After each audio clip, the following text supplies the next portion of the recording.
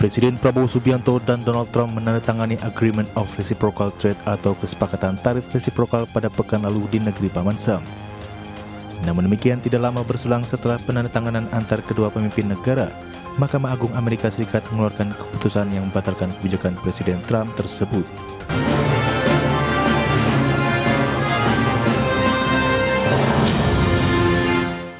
Ya, polemik kembali muncul pasca Mahkamah Agung Amerika Serikat membatalkan kebijakan tarif resiprokal. Presiden Amerika Serikat Donald Trump, pelaku ekspor di tanah air pun kini tengah menyiapkan strategi terkait dari penerapan tarif resiprokal yang sudah ditandatangani oleh Presiden Prabowo Subianto dan Donald Trump. Presiden Prabowo Subianto dan Donald Trump menandatangani Agreement of Reciprocal Trade atau kesepakatan tarif resiprokal pada pekan lalu di negeri Paman Sam. Namun demikian, tidak lama berselang setelah penandatanganan antar kedua pemimpin negara, Mahkamah Agung Amerika Serikat mengeluarkan keputusan yang membatalkan kebijakan Presiden Trump tersebut. Kondisi ini pun menimbulkan kegambangan di kalangan pelaku usaha di tanah air, terutama para eksportir yang memiliki pangsa pasar besar di Amerika Serikat, salah satunya industri mebel dan kerajinan. Himpunan Industri Mebel dan Kerajinan Indonesia atau HIMKI seperti dikutip media memastikan, kesepakatan bisnis antar pengusaha Indonesia dan Amerika Serikat akan tetap berjalan meski dihadapi ketidakpastian pasca putusan Mahkamah Agung Amerika Serikat yang membatalkan tarif resiprokal. Sementara itu, Amerika Serikat hingga saat ini masih menjadi pangsa pasar terbesar produk mebel dan kerajinan Indonesia dengan nilai ekspor di tahun 2025 mencapai 1,32 miliar dolar Amerika Serikat. Adapun produk mebel yang diekspor diantaranya berbahan kayu, rotan, besi atau metal, dan plastik. Berbagi sumber IDXchannel. Ya, pemirsa, untuk membahas tema kita kali ini, ekspor produk furniture di tengah polemik tarif resiprokal Donald Trump, kita sudah tersambung melalui Zoom bersama dengan Bapak Abdul Sobur, Ketua Umum Himpunan Industri Mebel dan Kerajinan Indonesia HIMKI, kemudian juga ada Bapak Wijayanto Samirin, ekonom dari Universitas Paramadina. Langsung saja kita sapa ini. Halo Pak Abdul Sobur, apa kabar? Kabar baik, Mas Pras. Baik, Pak terima Wijayanto kasih. juga, apa kabar? Halo Pak Wija, apa kabar Pak? Kabar baik, Mas Pras. Baik, terima kasih juga atas waktu yang disempatkan. Sebelum membahas lebih jauh, kita langsung saja ke Pak Abdul Sobur nih, selaku pelaku ya dari eksportir juga untuk produk-produk furniture, mebel dan kerajinan Indonesia. Lantas bagaimana nih Pak Abdul Sobur melihat begitu dengan upaya-upaya yang sudah dilakukan oleh pemerintah, kemudian sudah ada penandatanganan ya kesepakatan begitu tarif resiprokal antara Indonesia dengan Amerika Serikat. Namun ada keputusan dari Mahkamah Agung Amerika Serikat nih yang akhirnya menganulir kebijakan tarif resiprokal Presiden Trump ini. Silakan, Pak Abdul. Ya, ini memang sangat menarik ya untuk kita ikuti. Tetapi dari sudut pandang kami sebagai pelaku industri, Mas Pras dan pemirsa semua, tidak merubah situasi yang signifikan dalam pengertian industri tetap berjalan, buyer di Amerika tetap membeli, gitu ya, dan seterusnya. Kami tadinya mengharapkan banyak sekali keinginan yang kami sampaikan dengan konsep baru yang diusung oleh kita semua, oleh pemerintah khususnya dalam hal ini, yaitu menempuh jalur resiprokal tarif yang sifatnya tuh sektoral dengan cara imbal dagang ya. Jadi kami membeli kayu dari Amerika Serikat, kemudian kami memproduksi di sini dan mengekspor ke sana, dan ruang untuk bisa mencapai angka 0 itu terbuka di sana. Nah, itu kami kemarin tanda tangan perjanjian itu di sana dengan asosiasi yang memang spesifik di dalam hal ini sebagai pedagang kayu keras di Amerika, yaitu AHEC ya. Nah, dalam hal ini tentu saja polemik ini menjadi muncul, tetapi bagi kami tetap akan memperjuangkan sampai tarif itu betul-betul sesuai dengan apa yang kita canangkan menjadi 0 dengan cara tadi ya, memastikan bahwa kita bersedia membeli kayu dari mereka dan kita ekspor kembali ke Amerika. Karena bagaimanapun kita harus akui ya, pasar terbesar dari industri mebel dan kerajinan nasional itu masih ke AS. Ya sekarang malah naik menjadi 58%, walaupun dalam tekanan tarif yang saat ini diberlakukan di 19%. Demikian Mas Pras. Oke, justru dari sisi perdagangannya masih tetap atraktif ya Pak Abdul Sobur ya, meskipun ada putusan dari Mahkamah Agung. Nah, Orang Amerika tetap butuh furniture ya, dan Indonesia menjadi salah satu negara yang paling disukai dalam arti selain daripada Cina atau Vietnam ya, saja mereka trusted kepada kita. Baik. Nah, Pak Wija, dari sisi ekonomi sendiri melihat bagaimana dengan adanya putusan Mahkamah Agung terkait dengan kebijakan tarif resiprokal, meskipun kita tahu kan Donald Trump ini sebenarnya cukup lincah lah begitu, pasti akan menggunakan cara lain begitu. Anda memandangnya atau mereview seperti apa nih Pak Wija? Makasih Mas Pras. Jadi kita menandatangani agreement, kemudian setelah itu MA baru mengeluarkan putusan ya. Nah, jadi apa yang disampaikan oleh MA Amerika Serikat itu tidak berdampak kepada agreement on reciprocal tarif yang sudah kita sepakati dengan Trump. Bahkan Trump mengancam kalau kita mencoba main-main justru kita akan dinaikkan tarifnya. Jadi dalam konteks ini memang kesepakatan yang sudah kita tanda tangani itu tidak berubah. Nah, memang negara yang belum menandatangani, mereka kemudian oleh Trump diancam tarifnya akan disamaratakan 15%. Tetapi dasar hukum keputusan Trump yang 15% itu juga sangat lemah. Dan saya yakin akan batal juga nantinya. Jadi negara-negara yang belum sepakat kemungkinan besar akan kembali ke masa sebelum Liberation Day, sebelum Trump mengeluarkan tarif resiprokalnya. Nah, dampaknya bagi Indonesia bagaimana? Kalau kita melihat memang ada industri-industri tertentu yang diuntungkan. Misalnya furniture, menurut list yang ada dalam agreement tersebut, furniture Indonesia ke Amerika itu tarifnya dapat exemption, jadi 0%. Jadi rata-rata 19%, tapi ada begitu banyak produk yang tarifnya 0%. Furniture ada di dalamnya. Nah, kalau kita melihat datanya, tadi Pak Abdul Sobur sudah menyitir, ya ekspor kita ke Amerika tahun 2025 kemarin justru melejit, kalau tidak salah 27 triliun. Sehingga saya melihat ini potensi luar biasa nih market Amerika bagi produsen furniture Indonesia. Demikian Mas Pras. Baik, tapi kalau dilihat dari sisi dampaknya sendiri seperti apa Pak Wijaya terhadap mungkin produk-produk ekspor Indonesia secara umum begitu ke pasar Amerika Serikat? Apakah seperti yang sudah kita bahas tadi begitu tidak akan memberikan dampak sama sekali atau justru nanti akan perlu kita pikirkan atau mitigasikan begitu Pak? Ya, saya melihat kalau beberapa produk seperti CPO, kemudian coklat, kemudian produk-produk karet, perlengkapan listrik, kemudian komponen elektronik, kemudian termasuk furniture itu akan diuntungkan. Karena dari tadinya tarifnya bervariasi, sekarang flat 0%. Tekstil pun juga walaupun ada kuotanya. Jadi tarif 0% untuk kuota tertentu. Nah, memang begini.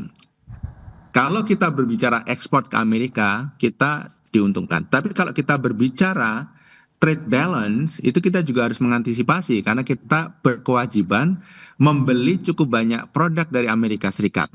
Jadi ekspor akan meningkat, tetapi trade balance itu akan menyusut luar biasa. Selama ini surplus perdagangan kita ke Amerika itu merupakan hampir 45% total surplus. Sekitar 18-19 miliar US dollar. Nah, yang perlu kita masukkan dalam kalkulasi juga Mas Pras adalah ketika negara lain nanti melakukan retaliasi. Karena deal kita dengan Amerika Serikat ini kan membuat kita mengalihkan import dari tadinya Cina, Brasil, kemudian India, jadi ke Amerika Serikat. Ada kemungkinan mereka melakukan retaliasi. Nah, saya tidak tahu bagaimana dengan industri furniture, tapi saya rasa tadi data Pak Abdul Sobur kan 60% ekspornya ke Amerika Serikat. Jadi ketika negara lain melakukan retaliasi, termasuk Cina, saya rasa dampak bagi sektor furniture itu tidak terlalu signifikan. Oke, itu dia ya. Kita akan cermati nanti apa strategi yang sudah disiapkan teman-teman pelaku industri di segmen berikutnya. Pak Wija, Pak Abdul Sobur, kita akan jeda dulu sebentar ya. Dan pemirsa, kami akan segera kembali usai pariwara berikut ini.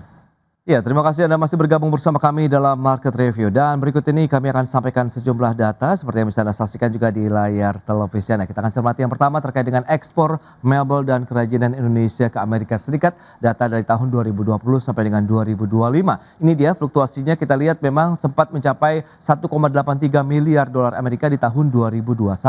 Kemudian cenderung turun sampai dengan 2023 menjadi 1,27 miliar dolar. Naik lagi di tahun 2024 menjadi 1,33 miliar dolar Amerika Serikat. Di tahun 2025 tercatat 1,32 miliar dolar Amerika Serikat. Itu dia beberapa data, dan selanjutnya kita akan lihat bagaimana dengan persentase ekspor produk mebel Indonesia ke Amerika Serikat. Ini data dari tahun 2024, begitu ada beberapa poin. Ada mebel kayu sekitar 57,3%, kemudian ada mebel plastik, mebel besi ataupun metal, rotan, bambu, dan beberapa komponen lainnya yang terkait dengan mebel dan kerajinan. Dan selanjutnya kita akan cermati data bagaimana dengan asal impor furniture Amerika Serikat. Ini dari mana saja? Ada India, kemudian Indonesia, Malaysia, Meksiko, Vietnam, China, dan sejumlah negara lainnya. Itu dia beberapa data yang sudah kita sampaikan, dan kita akan lanjutkan kembali perbincangan bersama dengan Bapak Abdul Sobur dan juga Bapak Wijayanto Samiri. Ya, dengan beberapa informasi tadi yang sudah disampaikan, lantas bagaimana Pak Abdul Sobur? Kalau memang tidak terlalu berdampak, lantas bagaimana kaitannya dengan kontrak dagang, kemudian permintaan furniture Indonesia sendiri begitu ya dari buyer di Amerika Serikat? Menurut Anda, apakah memang ini ya akhirnya bisnis as usual saja, atau tadi dengan adanya imbal dagang lah seperti Anda katakan tadi, ada impor yang kita datangkan dari Amerika, diproduksi di Indonesia, dan nilai tambah kemudian dijual lagi ke Amerika Serikat begitu Pak? Ya, diplomasi harus terus dijalankan dan kita dukung pemerintah, Mas. Ya. Karena bagaimanapun itu adalah cara yang terbaik ya saat ini. Oke. Karena kami di lapangan mengharapkan sekali pasar ke Amerika terus tumbuh karena sangat besar Pak di sana. Oke. 80 miliar dolar lah setidaknya. Dan ketika mereka mengalihkan misalnya ke kita, itu ruangnya menjadi terbuka sekali. Kita akan menjadi pemain yang tidak kalah dengan negara-negara yang selama ini mendominasi pasar ke sana. Anggap saja beberapa negara yang oleh Amerika diberikan hambatan besar misalnya atau tarif tinggi, itu akan menjadi ruang yang sangat terbuka buat kita. Harapannya kan kalau kita nanti dengan diplomasi resiprokal yang berbasis sektoral tadi atau imbal dagang, kami misalnya membeli kayu keras dari sana, Ya. kemudian kita jual furniture ke sana dan tarifnya menjadi 0, ini akan menjadi pertumbuhan yang luar biasa gitu ya. Dan kami optimis gitu, itu bisa dicapai dalam, katakanlah misalnya dalam 90 hari ke depan. Kan sebetulnya tarif ini belum final Pak. Baru ditandatangani tapi belum final kan, masa berlaku, dan dengan keputusan Mahkamah Agung di sana, ini ruang diplomasi itu menjadi sangat terbuka untuk kita bersiap secara sektoral gitu ya. Dan di lain pihak kami tetap menjalankan, tidak terlalu bergantung juga sepenuhnya ke pasar Amerika. Kami menjalankan juga action plan di lapangan, strategi lain yang kita anggap bagus. Di antaranya kita menghadirkan sebuah pameran ya, yang akan kami laksanakan Mas Pras di tanggal 5 sampai 8. Kita akan membuka ruang ke 120 negara untuk bisa datang ke Indonesia membeli furniture Indonesia yang digelar nanti di AISPSD. Nah, itu juga salah satu cara kami untuk tidak sepenuhnya bergantung kepada pasar AS yang sedang dalam kondisi katakanlah masih dalam diplomasi yang belum tuntas, kira-kira begitu.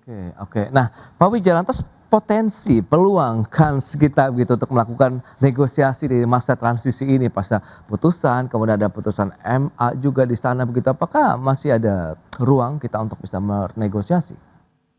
Iya, sangat besar gitu. Ya, baik. Oke, Pak Wijaya, silakan. Iya, kalau kita melihat agreement kita dengan Amerika kan ada 3 bagian. Yang pertama masalah tarif. Kalau tarif ini kita tidak terlalu rugi, bahkan ada beberapa sektor yang diuntungkan. Kemudian yang kedua, komitmen membeli. Nah, ini yang banyak sekali kita harus membeli dari Amerika Serikat. Kemudian yang ketiga, komitmen membuka diri. Nah, kita harus membuka banyak hal sehingga produk Amerika bisa masuk ke Indonesia. komitmen membuka diri ini juga cukup berat bagi Indonesia. Tapi kembali kepada masalah tarif. Data yang disampaikan tadi oleh IDX Channel itu sangat menarik. Kalau melihat import Amerika untuk furniture ke Indonesia itu masih sedikit sekali dibandingkan impor Ya, dari negara lain, khususnya Cina, kemudian India dan Vietnam. Vietnam. Saya sangat yakin dengan tarif 0% ini, maka Pak Abdul Sobur dan teman-teman itu akan kebanjiran pesanan dari Amerika Serikat. Oke. Karena perbedaan tarif itu akan mengakibatkan trade diversion dari tadinya pesan ke negara-negara itu menjadi pesan ke Indonesia. Jadi siap-siap Pak Abdul Sobur, furniture akan flourishing di Indonesia. Baik, tapi kalau Terima kasih, kita Pak. cermati dengan kondisi yang ada begitu terkait dengan tarif resiprokalnya sendiri Pak Wija, Anda melihat bagaimana nanti posisi Indonesia juga begitu? Apakah juga ada posisi tawar yang kita miliki juga untuk bisa melakukan negosiasi, kemudian 0%-nya mungkin akan diperluas lagi begitu ke beberapa produk ekspor andalan kita Sektor. lainnya begitu? Saya melihat 0% itu sudah mengcover cukup banyak produk ya. Ya, Nah, saya cuman mengharapkan produk yang sangat padat karya di Indonesia itu lebih didorong untuk mendapatkan prioritas. Misalnya sepatu dan tekstil. oke. Tekstil kan dapat 0%, tapi itu hanya limited ya. Mereka biasanya ngasih kuota. Sejak dulu Amerika Serikat itu juga memberikan keringanan tarif untuk tekstil, tapi kuotanya sedikit. Jadi Oke. perusahaan Indonesia itu harus berebut. Kemudian sepatu itu kalau misalnya bisa didorong untuk mendapatkan 0% juga, ini akan luar biasa. Ini dua sektor yang paling padat karya di Indonesia. Kalau secara keseluruhan tentang tarif, saya rasa kita cukup oke ya deal-nya. Oke. Baik, itu dia ya. Kita sudah oke, on the track lah dalam artian sesuai dengan harapan banyak pihak meskipun kita tahu masih ada tantangannya. Nah, kalau dari sisi pelaku industrinya lagi Pak Abdul Sobur, apakah akan langsung tancap gas begitu ekspansi, produksi atau lagi-lagi masih menunggu kepastian kebijakan perdagangan Amerika lagi ke depannya? Ya, kami pasti akan melakukan upaya untuk memperbesar ya kapasitas, tapi terukur. Oke, Karena itu kami gelar pameran di bulan Maret ini sebetulnya pada dasarnya untuk menaikin kapasitas kami dan menunjukkan ke dunia bahwa Indonesia khususnya industri mebel dan kerajinan yang kami lola siap gitu dan Oke. optimis untuk bisa menjadi basis industri dunia gitu nanti ke depan. Kenapa? Karena kita punya resource yang kuat, Pak. Kita punya sumber daya manusia yang besar, kita punya bahan baku yang cukup. Ya, masalahnya kan kenapa selama ini kita kalah dengan Cina, kalah dengan Vietnam? Karena sebetulnya di balik Vietnam itu ada Cina, Pak. Mereka kan sebenarnya relokasi industri ke Vietnam. Tapi begitu memasuki ke kita, ke posisi Indonesia ada kultur yang beda. Ya. Tapi begitu tarif nanti kita unggul, pasti Pak akan bergerak ke sini investment itu. Karena apa? Bagaimanapun tarif itu akan memberikan ruang yang sangat signifikan untuk efisiensi di lapangan. Ya, artinya barang kita akan lebih diminati. Baik, itu dia. Lantas kalau kita lihat angka-angka antisipasi yang perlu dilakukan terkait dengan risiko lagi ketidakpastian kebijakan perdagangan Amerika Serikat ke depan seperti apa, nanti kita akan bahas lebih lanjut lagi di segmen berikutnya. Kita akan jeda kembali sebentar, Pak Abdul Sobur dan juga Pak Wija, dan pemirsa tetaplah bersama kami.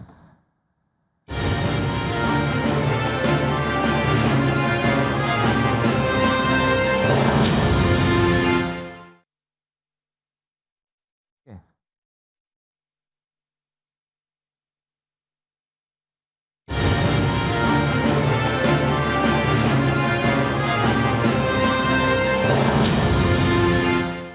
Baik pemirsa, kita akan lanjutkan kembali perbincangan menarik ini bersama dengan Bapak Abdul Sobur, Ketua Umum HIMKI, kemudian juga ada Bapak Wijayanto Samir, ekonom dari Universitas Paramadina. Ya, lantas kalau kita cermati dengan beberapa tantangan tadi, risiko sudah kita bahas, ini masih bisa diminimalisasi. Lantas strategi apa yang harus berikutnya mungkin disiapkan baik oleh pemerintah maupun pelaku usaha di Indonesia, khususnya eksportir yang memang masih mengendalikan pasar Amerika Serikat untuk produk-produk Indonesia nih Pak Wija, silakan.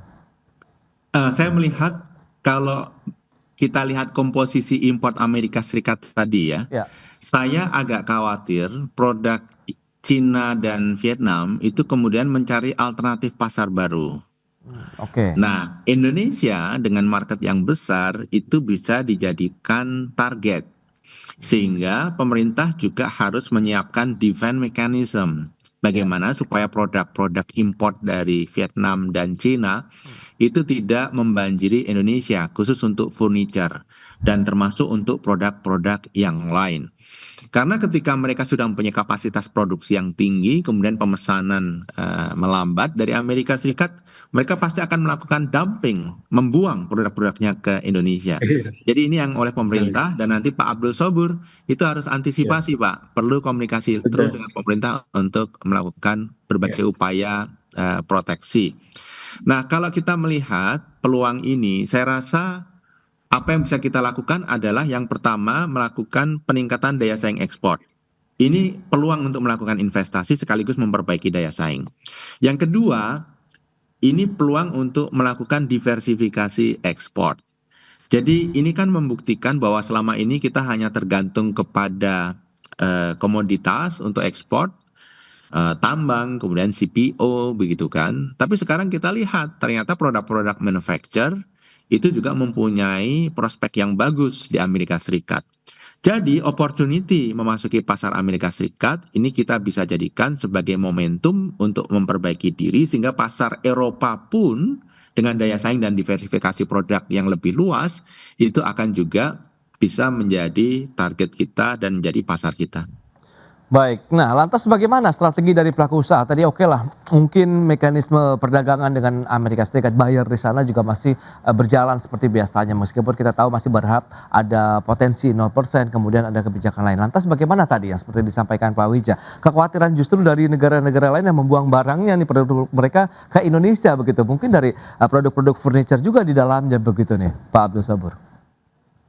Ya, itu udah terjadi sebetulnya, Pak Wijayanto. Impor atau ekspor dari Cina, Vietnam, terus merangkak ya, dan sudah mencapai angka lebih daripada $1 miliar. Itu sudah mengkhawatirkan, mungkin sekarang sudah mencapai dekat 20 triliun barangkali ya. Itu fakta bahwa ketika Amerika itu mencegat dengan tarif tinggi ke China kan sebetulnya menggiring barang itu ke seluruh dunia, salah satunya kan ke target market terbesar dunia kan Indonesia. Nah ini yang kita minta nanti kepada pemerintah juga untuk mungkin kita bisa membuat safeguard gitu ya, atau apapun yang bisa menahan laju impor dari mereka ke sini. Itu salah satu strategi yang juga harus kita lakukan. Dan yang terpenting kami tadi membuka ruang ke pasar non Amerika, Pak. Dengan pameran yang kami lakukan ke 120 negara ini, kita undang mereka masuk ke sini. Itu adalah jalan lain bahwa kita supaya tidak terlalu sepenuhnya bergantung ke Amerika. Nah, tapi tetap strategi yang paling bagus, yang paling jitu adalah diplomasinya diperkuat. Karena market terbesar dunia harus kita akui masih Amerika. $80 miliar sampai $100 miliar Pak di sana. Kalau kita naik 2 kali lipat saja dari sekarang 1,3 ke 2,6, itu lapangan kerja bisa tergerak 1,5 kali sekarang. Ini ekosistem kita kan 2,1 juta ya. Kalau naik $1 miliar aja, itu bisa naik ke 3,5 juta lapangan kerja. Ada 1 juta lebih tenaga kerja yang tergelar di situ dengan hanya kenaikan ke satu negara seperti Amerika. Jadi jangan dianggap sepele itu. Diplomasi itu betul-betul menentukan masa depan bangsa kita. Karena apa? Di situ di belakang kita ada lapangan kerja yang besar sekali terserang. Oke. Nah, tantangan berikutnya dari sisi produk-produk yang masuk ke Indonesia nih Pak Wija, kan kita tahu TKDN akhirnya menjadi permasalahan juga nih yang perlu kita cermati bersama. Menurut Pak Wija akan seperti apa nih kalau kita lihat tidak mungkin di produk-produk lain begitu yang masuk dari Indonesia yang berasal dari Amerika Serikat? Iya, bagian 2 dari kesepakatan tarif dengan Trump ini kan masalah komitmen membeli. Kita akan membeli gandum, kemudian jagung, kemudian kapas, kemudian kedelai. Nah, padahal selama ini kita banyak mengimpor produk-produk itu dari Brasil dan dari Cina. Nah, pasti mereka akan mencoba melakukan upaya perimbangan. Oke, Indonesia mengurangi impor dari Cina, dari Brasil, juga dari India, tapi Indonesia harus membeli dong lebih banyak produk dari mereka supaya trade balance-nya tidak terlalu terganggu. Nah, saya khawatir produk seperti furniture ini merupakan produk yang mereka lobby. Jadi menurut saya memang kita harus cerdas ya untuk mengantisipasi ini semua begitu. Dan pemerintah kemudian industri itu harus mulai berbicara bagaimana strategi kita untuk bisa mengantisipasi ini. Oke, nah kalau misalnya Pak Wijaya sendiri melihat kans lagi-lagi kalau kita bicara mengenai produk Indonesia di Amerika Serikat begitu dengan adanya perjanjian, karena kan kita tahu batasan-batasan kewajiban Indonesia ini cukup banyak, sementara di Amerika yang masuk ke Indonesia ya dibilang tidak terlalu banyak lah dibandingkan dengan Indonesia. Ini bagaimana Anda melihatnya Pak Wijaya? Ya, kalau produk Amerika yang akan masuk ke Indonesia dan cukup mengancam, Oke. itu sebenarnya ada dua saja sih. Yang pertama adalah kosmetik, kemudian yang kedua adalah obat-obatan.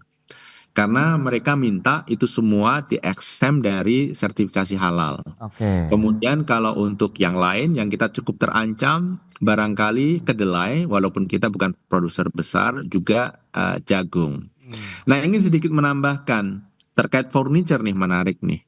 Oke. Kan kita sebentar lagi ada EU SEPA, Indonesia dan EU. Ya, Ini potensi pasar yang luar biasa besar juga. besar. Walaupun tipe furniturnya agak lain ya Pak ya, Eropa ya, Beda, stylenya dibanding beda, Amerika. beda. Asal kita bisa melakukan adjustment, style, diferensiasi desain produk, itu mereka juga akan pasti mau membeli produk-produk kita. Jadi itu yang bisa kita lakukan, Mas Pras. Baik, terakhir Pak Abdul Sobur, harapan Anda di tahun 2026 dengan putusan tarif resiprokal, kemudian upaya-upaya negosiasi yang diharapkan masih bisa terus berlanjut begitu Pak? Ya, Pak, kita terus dorong diplomasi terbaik ya. Oke. Kalau perlu berangkat lagi ke sana untuk memastikan tarif kita bisa nol dengan apa tadi konsepnya kan udah sangat kuat tuh. Iya. Sektoral resiprokal. Kami membeli kayu dari Amerika Serikat, ya kita bikin mebel di sini, kita kirim ke Amerika Serikat dan kita minta tarif nol. Saya kira itu logis ya. Sektoral itu dibangun sekarang. Oke. Jadi ya beberapa apa yang diharapkan begitu bisa berlanjut selama masa tenggang waktu 90 hari begitu ya dengan penerapan Ya, tarif ya resiprokal dimanfaatkan, sendiri. Baik. momentum ini dimanfaatkan justru. Ya, baik. Pak Abdul Sobur, kemudian Pak Wijaya, terima kasih banyak nih atas informasi, update dan juga insight yang sudah diberikan kepada pemirsa pada hari ini. Selamat melanjutkan aktivitas Anda kembali, salam sehat. Sampai berjumpa kembali. Terima kasih Pak Abdul Sobur, Pak Wijaya. Terima kasih. Terima kasih.